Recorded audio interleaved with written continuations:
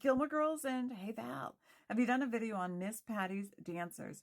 Were there various dance groups switched each episode or a standard bunch of girls? They always seemed fairly skilled and I was curious. Okay, we're going to get that in a moment. First, it's Liz Torres' birthday, so please do me a favor and wish her a happy birthday in the comments section. And the next time I talk to her, I will pass on your lovely messages.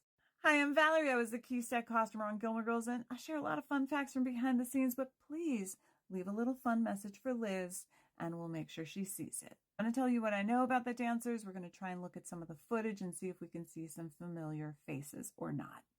I'm not exactly sure. I felt like a lot of times the dancers were different age groups, but one consistent thing with the dancers from the original show, not A Year in the Life, we'll talk about that in a moment, is that they were all from the same dance class.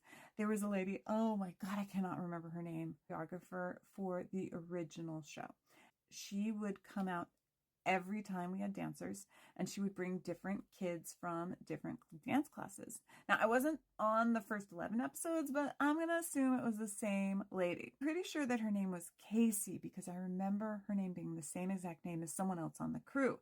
And she was a dance instructor out in Westlake or Thousand Oaks, somewhere out that way, and she would bring her dance class that had worked on that number to be in the show. I only remember Casey working with us during the original run of the show, but did you notice the pilot episode of Gilmore Girls was not filmed at the Warner Brothers backlot? That was actually filmed in Canada, and those dancers were all Canadian. Now, Amy, who is our executive producer, creator, writer of the show, and also director of many, many episodes, she had a dance background, which is why we had so many dance sequences, because that was her childhood, going to all these dance classes and involving that aspect into the show.